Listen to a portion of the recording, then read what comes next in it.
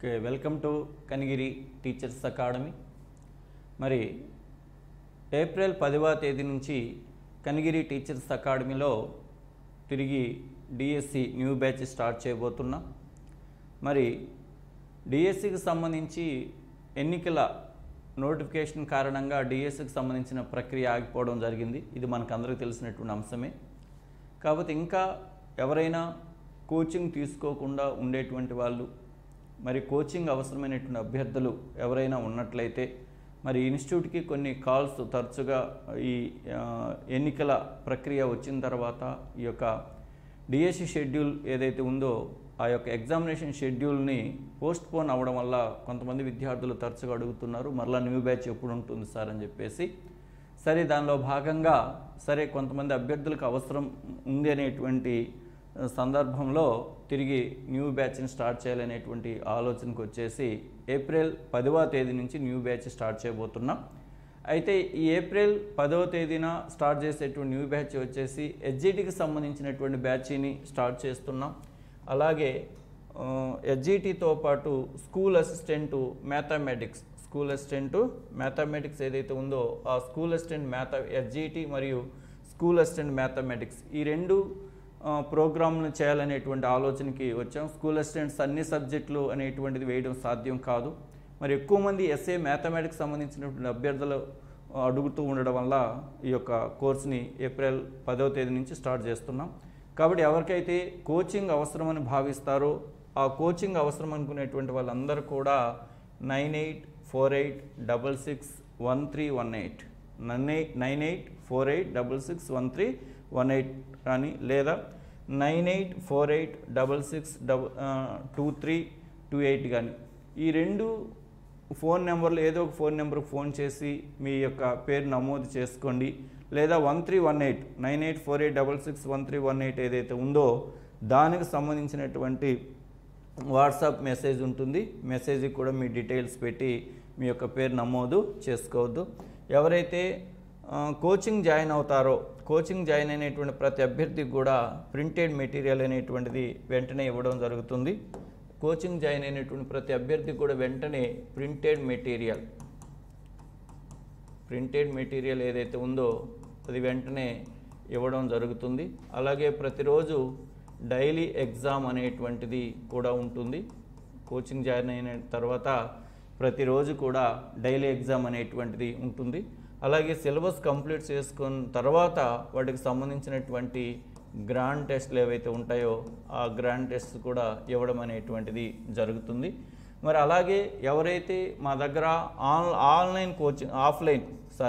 ఎవరైతే offline coaching join అవుతారో అంటే ఏప్రిల్ 10వ తేదీన ఎవరైతే ఈ యొక్క ఆఫ్లైన్ కోచింగ్ జాయిన్ అవుతారో వారికి హెచ్జిటికి సంబంధించినటువంటి ఆన్లైన్ మా దగ్గర ఏవైతే ఆన్లైన్ ఫుల్ కోర్స్ ఏదైతే ఉందో ఈ ఆన్లైన్ ఫుల్ కోర్స్ని వాళ్ళకి ఫ్రీ యాక్సెస్ ఇవ్వడం జరుగుతుంది. అలాగే స్కూల్ అసిస్టెంట్ మ్యాథ్స్కి సంబంధించి మా దగ్గర ఏదైతే ఉందో దీనికి సంబంధించి అది కూడా ఆన్లైన్లో ఫ్రీ యాక్సెస్ ఇవ్వడం అనేటువంటిది జరుగుతుంది. అంటే హెచ్జిటి ఆఫ్లైన్ కోచింగ్ జాయిన్ అయినటువంటి విద్యార్థులకు ఆన్లైన్ యాక్సెస్ కూడా ఫ్రీగా ఇవ్వడం జరుగుతుంది. అలాగే ఎస్ఏ మ్యాథమెటిక్స్ ఎవరైతే జాయిన్ అవుతారో వాళ్ళకి సంబంధించి కూడా ఏవైతే మా దగ్గర ఆన్లైన్లో ఎస్ఏ మ్యాథ్స్కి సంబంధించి ఆన్లైన్లో ఏవైతే అందుబాటులో ఉన్నాయో అవి కూడా వాళ్ళకి ఇవ్వడం అనేటువంటిది జరుగుతుంది.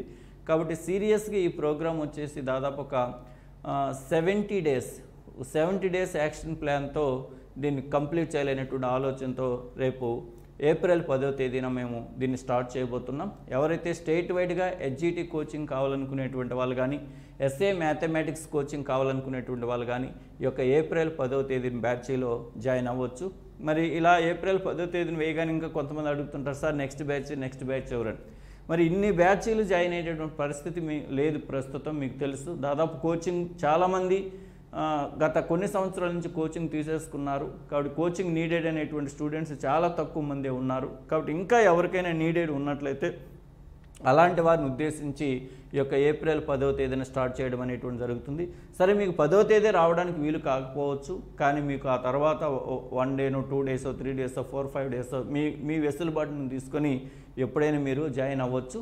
నాకు తెలిసి ఈ యొక్క 2024 డిఎస్సికి సంబంధించి ఇది లాస్ట్ బ్యాచ్, తర్వాత బ్యాచెస్ అనేవి ఇక సాధ్యము కూడా కాదు. కాబట్టి ఎవరైతే కోచింగ్ కావాలనుకుంటారో అలాంటి అభ్యర్థులందరూ కూడా కనిగిరి టీచర్స్ అకాడమీలకు వచ్చి మీరు జాయిన్ అవ్వచ్చు. జాయిన్ అయినటువంటి అభ్యర్థులు కూడా హాస్టల్ వసతి ఉంది, అబ్బాయిలకు కానీ అమ్మాయిలకు కానీ విడివిడిగా హాస్టల్ వసతి కూడా ఉంది. మీరు ఇక్కడ హాస్టల్లో కూడా జాయిన్ అవ్వచ్చు. ఒకవేళ ఇంకా కోచింగు రావడానికి ఇక్కడ మీకు పరిస్థితులు అనుకూలంగా లేకపోతే మా దగ్గర హెచ్జిటి ఆన్లైన్ ఫుల్ కోర్స్ ఉంది. ఏదైతే హెచ్జిటి ఉందో ఈ హెచ్జిటికి సంబంధించినటువంటి ఆన్లైన్ అనేటువంటిది ఫుల్ కోర్స్ ఉంది. ఈ హెచ్జిటి ఆన్లైన్ ఫుల్ కోర్స్ ఉంది. అలాగే హెచ్జిటికి సంబంధించినటువంటి వీడియోస్ ఏవైతే ఉన్నాయో అవి ఫుల్ కోర్స్ ఉన్నాయి. అలాగే ఎగ్జామ్ ప్యాక్ కూడా ఉంది. ఈ ఆన్లైన్ వీడియోస్ మరి ఎగ్జామ్ ప్యాక్ ఏదైతే ఉందో దాన్ని కూడా మీరు ఉపయోగించుకోవచ్చు. అలాగే ఎస్ఏ మ్యాథ్సే కాదు, ఎస్ఏ మ్యాథమెటిక్స్ కావచ్చు, ఎస్ఏ బయాలజీ కావచ్చు, ఎస్ఏ సోషల్ స్టడీస్ వాళ్ళు కావచ్చు, ఈ ఎస్ఏ వాళ్ళందరూ కూడా వీడియోస్ వచ్చేసి కామన్ సబ్జెక్ట్స్ ఏవైతే ఉన్నాయో జీక్ అండ్ కరెంట్ అఫైర్స్, అలాగే పర్స్పెక్టివ్స్ ఇన్ ఎడ్యుకేషన్, అలాగే ఎడ్యుకేషనల్ సైకాలజీ, ఇవన్నీ వీడియో క్లాసెస్ ఉన్నాయి. దట్ ఆ వీడియో క్లాసెస్తో పాటు కామన్గా ఉండే వీడియో క్లాసెస్తో పాటు వాళ్ళకి ఏవైతే ఇంటర్మీడియట్ స్థాయి వరకు ఉన్నాయో ఆ ఇంటర్మీడియట్ స్థాయి వరకు ఉండేటువంటి సబ్జెక్టులు పీడిఎఫ్ మెటీరియల్ అందుబాటులో ఉంది యాప్లో. అలాగే ఎగ్జామ్స్ కూడా వాళ్ళకి యాప్లో అందుబాటులో ఉన్నాయి. ఆ కోర్సును కూడా మీరు టీచర్స్ అకాడమీ కనిగిరి యాప్ను కానీ మీరు గూగుల్ ప్లే స్టోర్ నుంచి డౌన్లోడ్ చేసుకోగలిగితే మీరు ఆన్లైన్లో కూడా ఆ సర్వీస్ని మీరు ఉపయోగించుకోవచ్చు. సరే, మరొకసారమ్మా బ్యాచ్ వచ్చేసి ఎప్పుడు ఏప్రిల్ 10వ తేదీన మీకు ఎవరికైతే కోచింగ్ కావాలనుకుంటారో ఆ అభ్యర్థులందరూ కూడా వచ్చి ఈ బ్యాచ్లో మీరు జాయిన్ కావచ్చు. సరే, మనం విషయంలోకి వెళ్దాం. మరి గత కొంతకాలం నుంచి కూడా ప్రీవియస్గా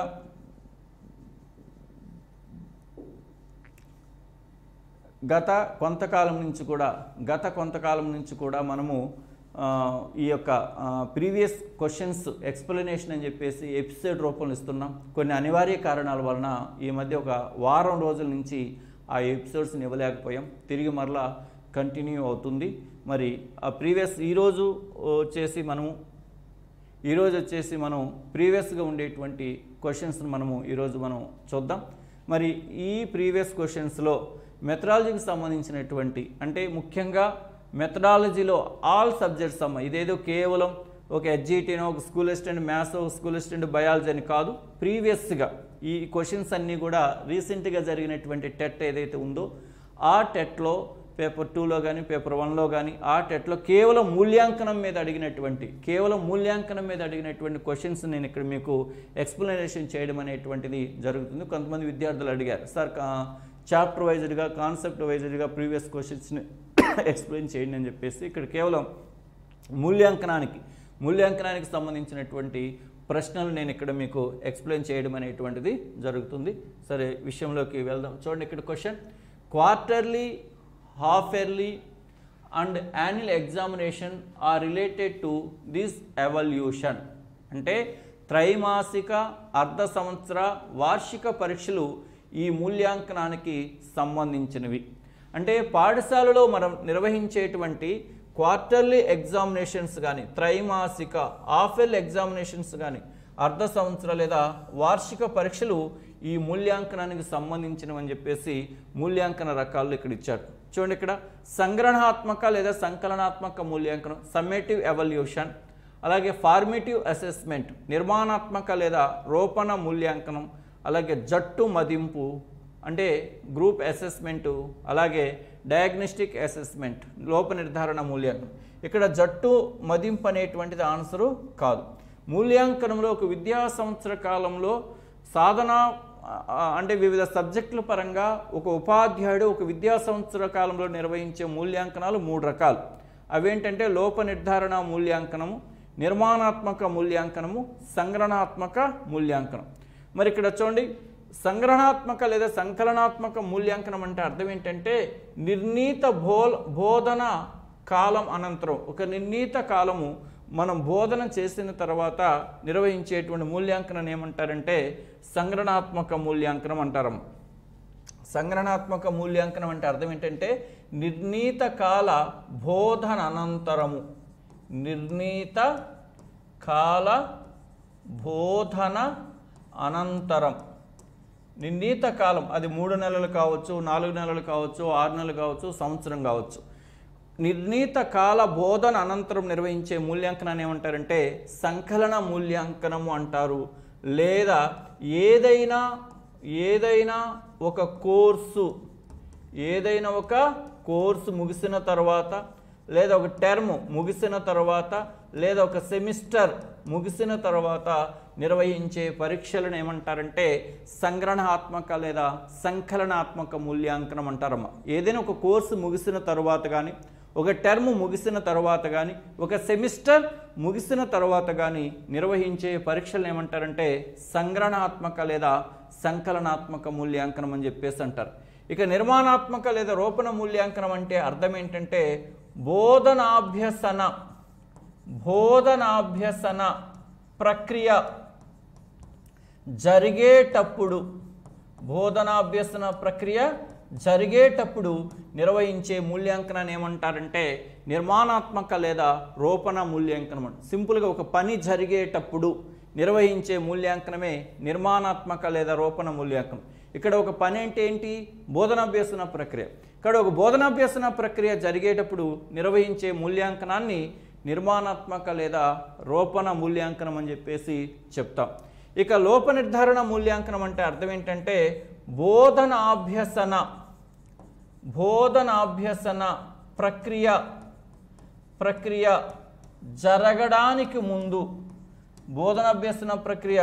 జరగడానికి ముందు నిర్వహించే మూల్యాంకనమే లోప నిర్ధారణ మూల్యాంకనం. మరి లోప నిర్ధారణ మూల్యాంకనం అనేటువంటిది విద్యార్థుల్లో ఉండేటువంటి బలాలు మరియు బలహీనతలు తెలుసుకోవడానికి ఉపయోగపడుతుంది.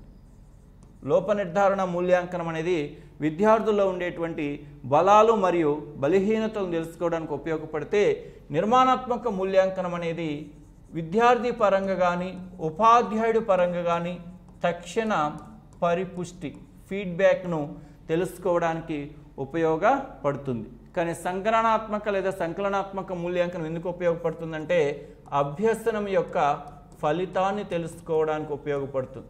అభ్యసనం యొక్క ఫలితాన్ని తెలుసుకోవడానికి ఉపయోగపడేదే సంగ్రహణాత్మక లేదా సంకలనాత్మక మూల్యాంకనం. విద్యార్థి పరంగా కానీ ఉపాధ్యాయుడి పరంగా కానీ తక్షణ పరిపుష్టిని తెలుసుకోవడానికి ఉపయోగపడేదే నిర్మాణాత్మక లేదా రూపణ మూల్యాంకనం. మరి లోప నిర్ధారణ మూల్యాంకనం అంటే విద్యార్థి యొక్క బలాలు మరియు బలహీనతలు తెలుసుకోవడానికి ఉపయోగపడేటువంటిదే లోప నిర్ధారణ మూల్యాంకనం. కాబట్టి ఇక్కడ సంగ్రహణాత్మక లేదా సంకలనాత్మక మూల్యాంకనం అంటే ఏదైనా ఒక కోర్సు లేదా ఒక టర్మ్ ఒక సెమిస్టర్ ముగిసిన తర్వాత అంటే త్రైమాసిక పరీక్షలు, అర్ధ సంవత్సర పరీక్షలు, వార్షిక పరీక్షలు అన్నీ కూడా దేనికి చెందుతాయంటే సంగ్రహణాత్మక మూల్యాంకనము. అదే మనం నిర్వహించేటువంటి స్లిప్ టెస్టులు ఏవైతే ఉన్నాయో, స్లిప్ టెస్టులు కానీ యూనిట్ టెస్టులు కానీ ప్రాజెక్టులు కానీ ఇవన్నీ దేనికి సంబంధించినవంటే నిర్మాణాత్మక మూల్యాంకనానికి సంబంధించినవి. ఇవన్నీ కూడా నిర్మాణాత్మక లేదా రూపణ మూల్యాంకనానికి సంబంధించినటువంటి అంశాలుగా మనం వీటిని చెప్పుకోవచ్చు అన్నమాట. నెక్స్ట్ వచ్చేసి చూడండి, విద్యార్థి భవిష్యత్తులో ఏ రంగంలో అయితే సమర్థవంతంగా ఎదగగలడో అంచనా వేసి చెప్పే మూల్యాంకనం ఏంటంటే భవిష్యత్తుకు సంబంధించి ప్రాగుప్తిక మూల్యాంకనము. భవిష్యత్తుకు సంబంధించి నిర్వహించే మూల్యాంకనం ఏంటంటే ప్రాగుప్తిక మూల్యాంకనం, ప్రోగ్నోస్టిక్ ఎవాల్యుయేషన్. విద్యార్థి భవిష్యత్తులో ఏ రంగంలో అయితే సమర్థవంతంగా ఎదగగలడో అంచనా వేసి చెప్పే మూల్యాంకనమే ప్రాగుప్తిక మూల్యాంకనం. అంటే ఒక రకంగా సహజ సామర్థ్యాల పరీక్ష లాంటివి. వివిధ రకాల ఉద్యోగాల ఎంపికలకు లేదా వివిధ రకాల కోర్సుల ఎంపికకు చేపట్టే మూల్యాంకనం, ఎంట్రన్స్ టెస్టులు అన్నీ కూడా ప్రాగుప్తిక మూల్యాంకనమే అవుతుంది. ఆల్రెడీ మనం సంకలన మూల్యాంకనం, నిర్మాణాత్మక మూల్యాంకనం, లోప నిర్ధారణ మూల్యాంకనం చూసాం. కాబట్టి ఇక్కడ విద్యార్థి భవిష్యత్తులో ఏ రంగంలో అయితే సమర్థవంతంగా ఎదగగలడో అంచనా వేసి చెప్పే మూల్యాంకనం ఏంటంటే ప్రాగుప్తిక మూల్యాంకనం. కాబట్టి ఇక్కడ ఆన్సర్ ఏమవుతుంది? ప్రాగుప్తిక మూల్యాంకనము అవుతుంది. నెక్స్ట్ చూడండి, 10వ తరగతి పబ్లిక్ పరీక్షలు. 10వ తరగతి పబ్లిక్ పరీక్షలు. మరి 10వ తరగతి పబ్లిక్ పరీక్షలు ఏమవుతాయమ్మా? వార్షిక పరీక్షలు అవుతాయి. 10వ తరగతి పబ్లిక్ పరీక్షలు ఏమవుతాయి? వార్షిక పరీక్షలు అవుతాయి. మరి నిర్ణీత కాల బోధన అనంతరం నిర్వహించే మూల్యాంకనం ఏంటి? సంగ్రహణాత్మక మూల్యాంకనం. కాబట్టి ఇక్కడ ఆన్సర్ ఏమవుతుంది? సంగ్రహణాత్మక మూల్యాంకనము అవుతుంది. నిర్ణీత కాల బోధన అనంతరం నిర్వహించే పరీక్షలే సంగ్రహణాత్మక మూల్యాంకనం. మరి ఇక్కడ 10వ తరగతి పబ్లిక్ పరీక్షలని యాన్యువల్ ఎగ్జామ్స్, మరి నిర్ణీత కాల బోధన అనంతరం నిర్వహిస్తున్నాం. కానీ వార్షిక పరీక్షలు అనేవి ఏమవుతాయంటే సంగ్రహణాత్మక మూల్యాంకనానికి సంబంధించినవి అవుతాయి. నెక్స్ట్ వన్ చూడండి. బెంజమిన్ బ్లూమ్స్ ప్రకారం విద్యా ప్రక్రియలో పరస్పర సంబంధం కలిగిన 3 అంశాలు. మరి పరస్పర సంబంధం కలిగిన 3 అంశాలు ఏంటి? విద్యా ప్రక్రియతో పరస్పర సంబంధం కలిగిన 3 అంశాలు ఏంటి? ఒకటి ఆబ్జెక్టివ్స్, లక్ష్యాలు, మరొకటి లెర్నింగ్ ఎక్స్పీరియన్సెస్, అభ్యసన అనుభవాలు, మరొకటి ఎవల్యూషన్, మూల్యాంకనము. ఇవి బెంజమిన్ ఎస్ బ్లూమ్ ప్రకారం పరస్పర సంబంధం కలిగినటువంటి 3 అంశాలు. ఆబ్జెక్టివ్స్, లెర్నింగ్ ఎక్స్పీరియన్సెస్, అలాగే ఎవల్యూషన్.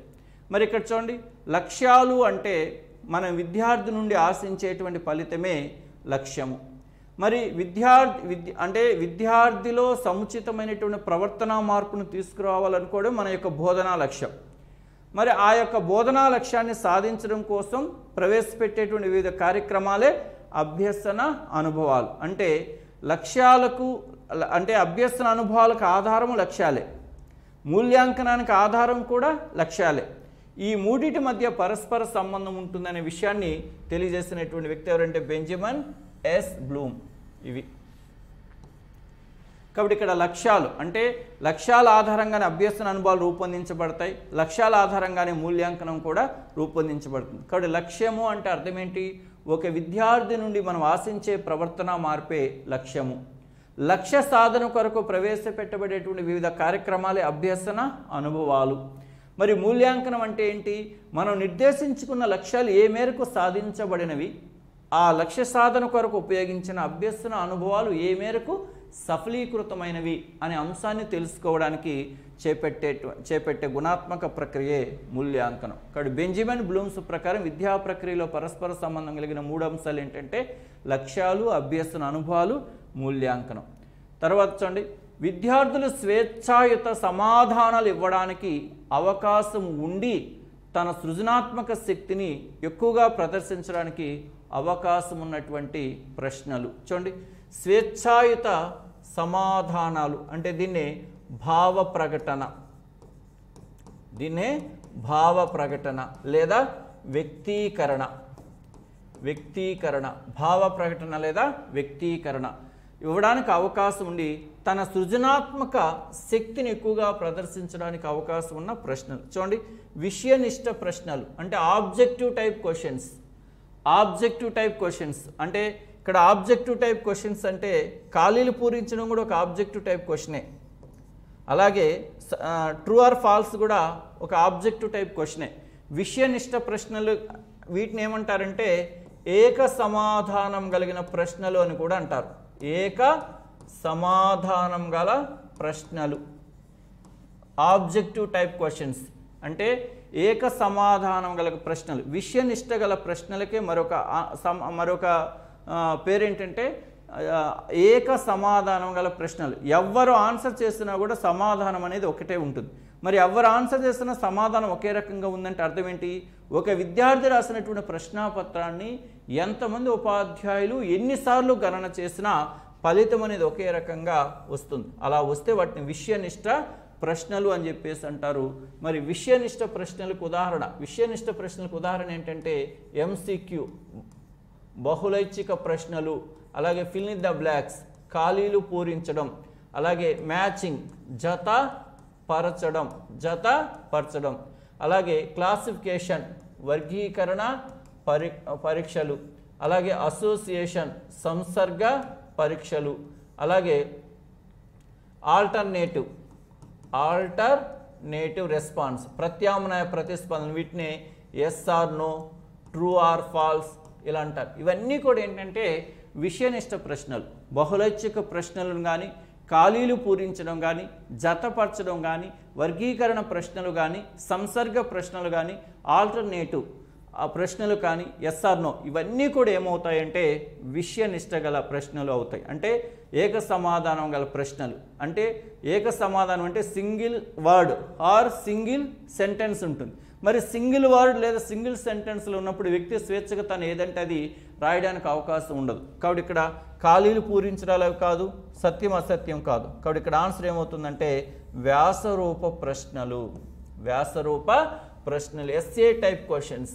వ్యాసరూప ప్రశ్నలలో విద్యార్థి తన యొక్క భావాలను స్వేచ్ఛగా వ్యక్తపరచడానికి, సృజనాత్మక శక్తిని ప్రదర్శించడానికి అవకాశం అనేటువంటిది ఉంటుంది. కాబట్టి భావ ప్రకటన లేదా వ్యక్తీకరణ, కమ్యూనికేషన్ స్కిల్స్, క్రియేటివిటీని ప్రదర్శించడానికి అవకాశం ఉండే ప్రశ్నలు ఏంటంటే ఎస్ఏ టైప్ క్వశ్చన్స్. అలాగే చూడండి, సంగ్రహణాత్మక మూల్యాంకనం కొరకు ప్రశ్నలను వీటి ఆధారంగా తయారు చేస్తారు. సమ్మేటివ్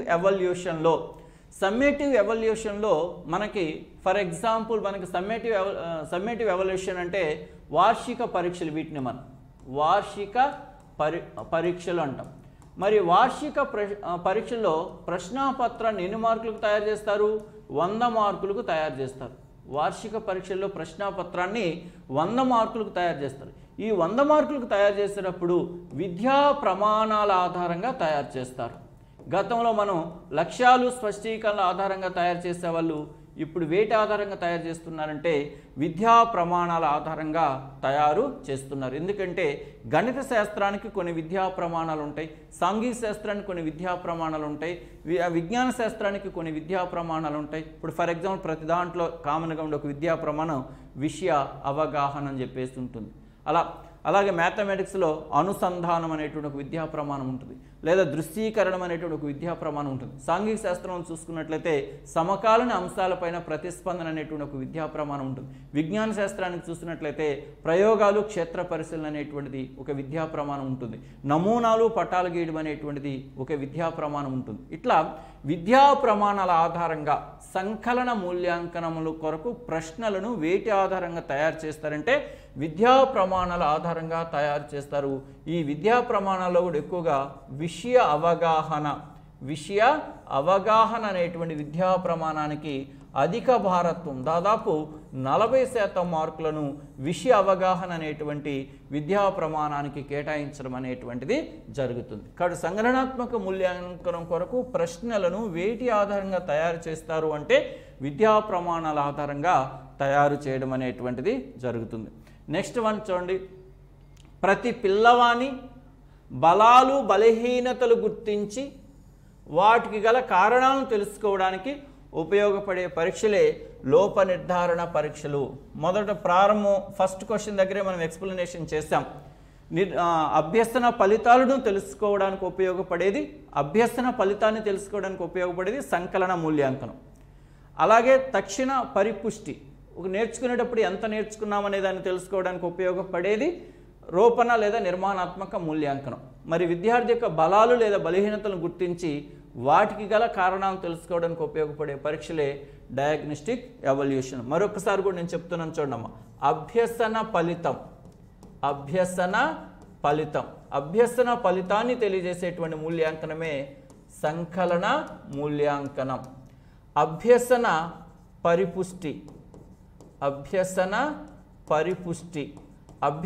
పరిపుష్టిని తెలుసుకోవడానికి ఉపయోగపడేదే రూపణ లేదా నిర్మాణాత్మక మూల్యాంకనం. ఫీడ్బ్యాక్. తక్షణ పరిపుష్టిని తెలుసుకోవడానికి ఉపయోగపడేదే రూపణ లేదా నిర్మాణాత్మక మూల్యాంకనం. కానీ బలాలు మరియు బలహీనతల గురించి తెలుసుకోవడానికి ఉపయోగపడేదే లోప నిర్ధారణ మూల్యాంకనం. నెక్స్ట్ వన్ చూడండి, బోధన ప్రక్రియ జరుగుతున్న సందర్భంలో బోధకుని బోధనా సామర్థ్యాన్ని పెంపొందించుకోవడానికి, పిల్లల భావన అవగాహనను సాధన నిరంతరం మదింపు చేయడానికి తోడ్పడేది. మరి బోధనాభ్యసన ప్రక్రియ జరిగేటప్పుడు తక్షణ ఫీడ్బ్యాక్ తెలుసుకోవడానికి ఉపయోగపడేది ఏమనుకున్నాం? నిర్మాణాత్మక మదింపు.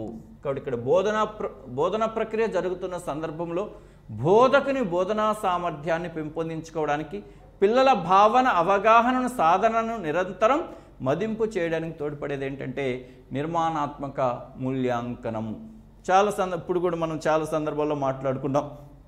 బోధన ప్రక్రియ ముగిసిన తర్వాత చేపట్టేది సంకలన మూల్యాంకనం అయితే, బోధనాభ్యసన ప్రక్రియ జరుగుతున్నప్పుడు ఎలా జరుగుతుంది, బోధన అభ్యసనం ఎలా జరుగుతుంది అని ఎప్పటికప్పుడు ఫీడ్బ్యాక్ పరిపుష్టిని తెలుసుకోవడానికి ఉపయోగపడేది ఏంటంటే నిర్మాణాత్మక మూల్యాంకనం. కాబట్టి ఇక్కడ ఆన్సర్ ఏమవుతుంది, నిర్మాణాత్మక మూల్యాంకనం అవుతుంది.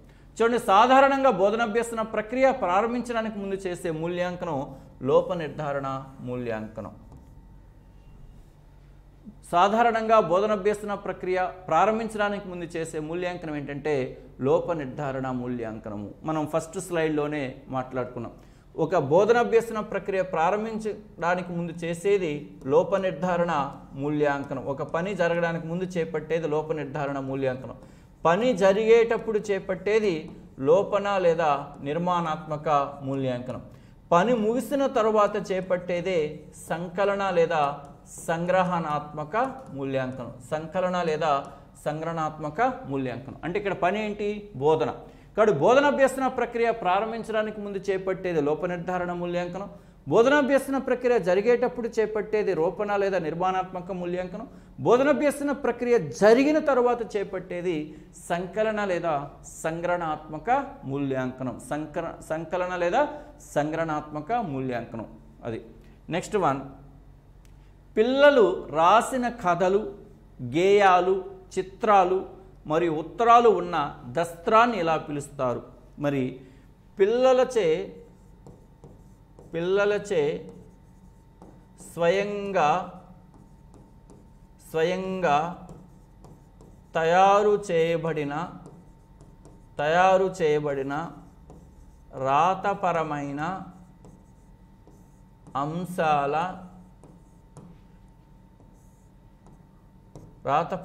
అంశాలను భద్రపరిచేదే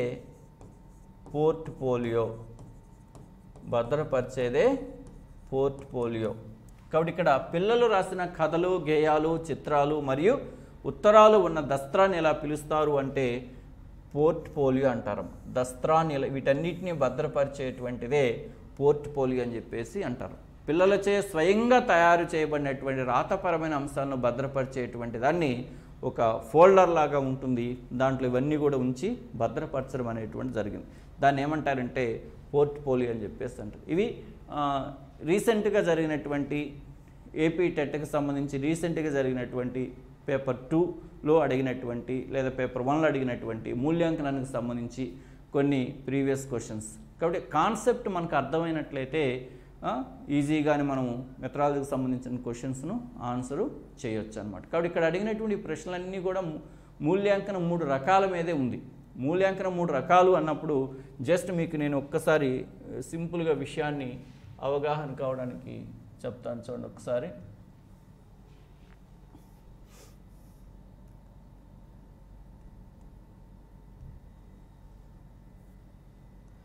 చూడండి, ఇక్కడ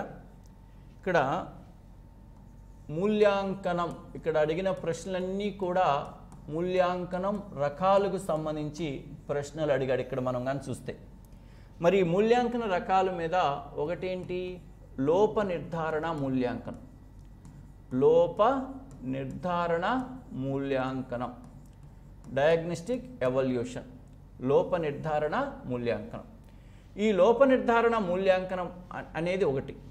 మరొకటి ఏంటి, రూపణ లేదా నిర్మాణాత్మక మూల్యాంకనం. రూపణ లేదా నిర్మాణాత్మక మూల్యాంకనం, ఫార్మేటివ్ ఎవాల్యుయేషన్. మరొకటి ఏంటి, సంకలన లేదా సంగ్రహణాత్మక మూల్యాంకనం. సంకలన లేదా సంగ్రహణాత్మక మూల్యాంకనం అంటే సమ్మేటివ్ ఎవాల్యుయేషన్, అలాగే ఫార్మేటివ్ ఎవాల్యుయేషన్, అలాగే డయాగ్నోస్టిక్ ఎవాల్యుయేషన్. ఇవి ఒక విద్యా సంవత్సర కాలంలో ఒక ఉపాధ్యాయుడు నిర్వహించే 3 రకాలైనటువంటి మూల్యాంకనాలు. కాలం పరంగా చూస్తే బోధనాభ్యసన ప్రక్రియ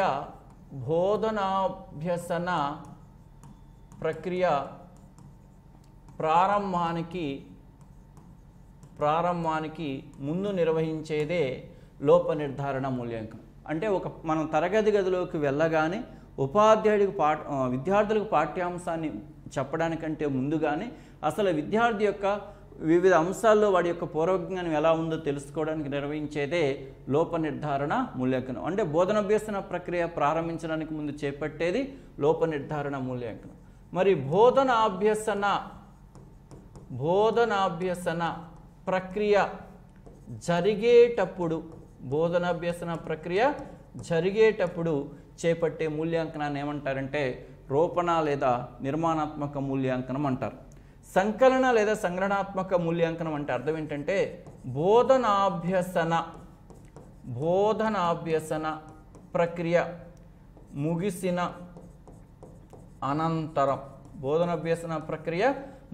అనంతరము నిర్వహించే మూల్యాంకనాన్ని ఏమంటారంటే సంకలన లేదా సంగ్రహణాత్మక మూల్యాంకనం అంటారు. మరి బోధనాభ్యసన ప్రక్రియ ప్రారంభించడానికి ముందు ఎందుకు? వివిధ అంశాలలో విద్యార్థుల యొక్క పూర్వజ్ఞానాన్ని తెలుసుకోవడానికి. మనం చెప్పబోయేటువంటి అంశానికి సంబంధించి విద్యార్థుల దాని యొక్క జ్ఞానము ఎంతవరకు ఉందో తెలుసుకోవడానికి లోప నిర్ధారణ మూల్యాంకనాన్ని చేపడుతుంది. అంటే విద్యార్థుల యొక్క ప్రీవియస్ నాలెడ్జ్, దాని ద్వారా ఏం తెలుస్తుంది? విద్యార్థుల యొక్క బలాలు ఏమిటి, వారి యొక్క బలహీనతలు అంటే లోపాలు ఏమిటో తెలుసుకొని ఆ యొక్క లోపాలను సరిదిద్దడానికి లేదా మెరుగుపరచడానికి చేపట్టేటువంటి మూల్యాంకనమే లోప నిర్ధారణ మూల్యాంకనం. కాబట్టి బోధనాభ్యసన ప్రక్రియ ప్రారంభించడానికి ముందు చేపట్టేదాన్ని లోప నిర్ధారణ మూల్యాంకనం అంటారు. దీని ద్వారా వివిధ అంశాలలో విద్యార్థుల యొక్క పూర్వజ్ఞానాన్ని పరీక్షించవచ్చు. తద్వారా విద్యార్థుల యొక్క బలాలు ఏమిటి, బలహీనతలు ఏంటో తెలుసుకోవడానికి ఉపయోగపడుతుంది. రెండవది ఏంటంటే రూపణ లేదా నిర్మాణాత్మక మూల్యాంకనం. బోధనాభ్యసన ప్రక్రియ జరిగేటప్పుడు అంటే పాఠ్యాంశాలు మనం బోధన చేసేటప్పుడు, ఒక పని జరిగేటప్పుడు చేపట్టేటువంటి మూల్యాంకనమే బోధనాభ్యసన రూపణ లేదా నిర్మాణాత్మక మూల్యాంకనం అని చెప్పేసి అంటారు. ఇది దేనికి ఉపయోగపడుతుందంటే తక్షణ పరిపుష్టి, ఫీడ్బ్యాక్ తెలుసుకోవడానికి ఉపయోగం. ఈ ఫీడ్బ్యాక్ ఏంటంటే విద్యార్థుల పరంగా అభ్యసనానికి సంబంధించినటువంటి తక్షణ పరిపుష్టి, టీచర్స్ ఉపాధ్యాయుల పరంగా బోధనకు సంబంధించిన తక్షణ పరిపుష్టిని తెలుసుకోవడానికి ఈ యొక్క రూపణ లేదా నిర్మాణాత్మక మూల్యాంకనం అనేటువంటిది ఉపయోగపడుతుంది. అంటే ఉపాధ్యాయుడు తరగతి గదిలో పాఠ్యాంశాన్ని బోధన చేసేటప్పుడు మధ్యలో విద్యార్థులను ప్రశ్నిస్తుంటాడు. అంటే చెప్పింది విద్యార్థులకు ఏ మేరకు అవగాహన అయినదని, దాని ద్వారా విద్యార్థుల అభ్యసనాన్ని మెరుగుపరచడానికి ఉపయోగపడుతుంది. అలాగే ఉపాధ్యాయుడు తన యొక్క బోధనా సాఫల్యతను ఎప్పటికప్పుడు తెలుసుకోవడానికి కూడా ఉపయోగపడుతుంది. మరి అందుకనే ఈ యొక్క రూపణ లేదా నిర్మాణాత్మక మూల్యాంకనంలో రకరకాల స్లిప్ టెస్టులు నిర్వహిస్తారు. స్లిప్ టెస్టులు అన్నీ కూడా దేనికి సంబంధించినవంటే రూపణ లేదా నిర్మాణాత్మక మూల్యాంకనానికి సంబంధించినవి. మనం ఇచ్చేటువంటి ప్రాజెక్టు పనులు కూడా దీనికి సంబంధించినటువంటి అంశమే. మనం నిర్వహించేటువంటి క్విజ్లు కూడా దేనికి సంబంధించినవంటే రూపణ లేదా నిర్మాణాత్మక మూల్యాంకనానికి సంబంధించి. అంటే మనం పాఠ్యాంశాన్ని చెప్పేటప్పుడు విద్యార్థులను రకరకాలుగా మనం ప్రశ్నించి ఎప్పటికప్పుడు విద్యార్థుల అభ్యసనం ఏ రకంగా జరుగుతుందో తెలుసుకుంటాం. తద్వారా ఉపాధ్యాయుడు తన యొక్క బోధనాభ్యసన ప్రక్రియను మెరుగుపరుచుకోవడానికి ఈ యొక్క రూపణ లేదా నిర్మాణాత్మక మూల్యాంకనం అనేటువంటిది జరుగుతుంది. మరి సంకలన లేదా సంగ్రహణాత్మక మూల్యాంకనం బోధనాభ్యసన ప్రక్రియ ముగిసిన తర్వాత అంటే దీన్ని ఎలా అనొచ్చు? ఒక కోర్సు ముగిసిన తర్వాత అనొచ్చు, లేదా ఒక టర్మ్ ముగిసిన తర్వాత అనొచ్చు, లేదా ఒక సెమిస్టర్ ముగిసిన తర్వాత అని కూడా అనొచ్చు. మరి ఒక కోర్సు లేదా ఒక టర్ము లేదా ఒక సెమిస్టర్ ముగిసిన తర్వాత అన్నప్పుడు మనం పాఠశాలలో నిర్వహించేటువంటి త్రైమాసిక, అలాగే అర్ధ వార్షిక, అలాగే వార్షిక పరీక్షలు ఇవన్నీ కూడా ఏమవుతాయి? సంకలన లేదా సంగ్రహణాత్మక మూల్యాంకనం అనేటువంటిది అవుతుంది. వీటి ద్వారా ఏం తెలుస్తుంది? విద్యార్థి యొక్క అభ్యసన ఫలితం ఏంటి, ఒక కోర్సు ముగిసిన తర్వాత అభ్యసనం యొక్క తుది ఫలితం ఏంటో అభ్యసనం యొక్క తుది ఫలితాన్ని తెలుసుకోవడానికి ఇది ఉపయోగపడుతుంది. దీని ద్వారా విద్యార్థులకు పాస్ ఆర్ ఫెయిల్ అనేటువంటి సర్టిఫికేట్ ఇస్తాం. అంటే దీని అర్థం ఏంటంటే విద్యార్థులకు వివిధ రకాల గ్రేడ్స్ ఇవ్వడం అనేటువంటిది జరుగుతుంది. ఈ ఫలితాలను సమాజానికి కూడా ఈ యొక్క సంకలన లేదా సంగ్రహణాత్మక మూల్యాంకనానికి సంబంధించి ఈ యొక్క పాస్ ఆర్ ఫెయిల్డ్ సర్టిఫికేట్ ఇవ్వడం అనేటువంటి జరుగుతుంది. కానీ రూపణ లేదా నిర్మాణాత్మక మూల్యాంకనం యొక్క ఫలితాలను బాహ్య సమాజంతో పోల్చడం అనేటువంటిది జరగదు. అంటే రూపణ లేదా నిర్మాణాత్మక మూల్యాంకనం ద్వారా నిర్వహించేటువంటి ఫలితాలను ఒక పాఠశాల విద్యార్థులు మరొక పాఠశాల విద్యార్థులతో కానీ లేదా ఒక ప్రాంత విద్యార్థులు మరొక ప్రాంత విద్యార్థులతో కానీ పోల్చడం జరగదు. అంటే రూపణ లేదా నిర్మాణాత్మక మూల్యాంకనం ఫలితాలను సమాజానికి తెలియపరచరు. దీని యొక్క ఫలితాలను సమాజానికి తెలియపరచడం జరగదు. కానీ సంకలన లేదా సంగ్రహణాత్మక మూల్యాంకన ఫలితాలను సమాజానికి తెలియజేస్తారు.